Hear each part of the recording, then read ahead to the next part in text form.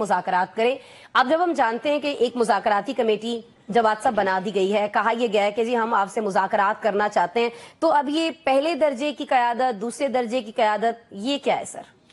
دیکھیے P T I کے اندر تو درجہ تو ایک ہی ہے, آپ نے خود اپنے انٹرو میں کہہ دیا, جس طرح کہ درجہ نمبر 1 تو جو ہے وہ مہاتما کا ہے, بانی صاحب کا ہے, اس کے بعد تو ہے ہی کوئی نہیں. اور دیکھیے وہ کمیٹی بھی جو بنا دی گئی ہے, اس کا بھی یہ پکا پتہ نہیں. اگر ٹریک ریکارڈ دیکھا جائے کہ کمیٹی کے ممبران انہیں کوئی شک پڑ جائے تو کس کو واپس لے لیں, کس کو پھر سے اس کے اندر ایڈ کر دیں, پھر کمی کر دیں, یہ تذبذب کے شکار ہیں.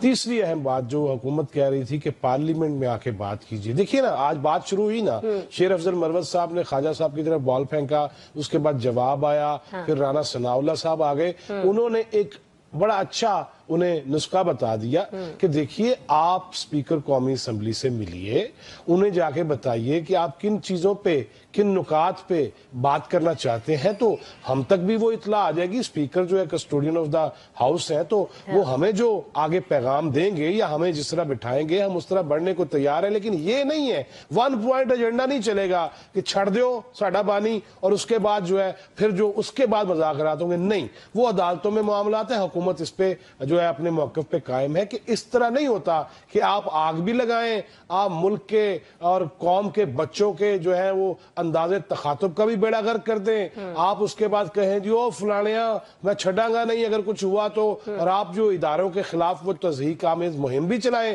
اور اس کے بعد آپ کہیں نہیں ہمارا بندہ چھوڑ دیں, اور وہ سارے بندے چھوڑ دیں گے. احساس ہو گیا ہو سکتا ہے نا, تو احساس کا اظہار کر دینا.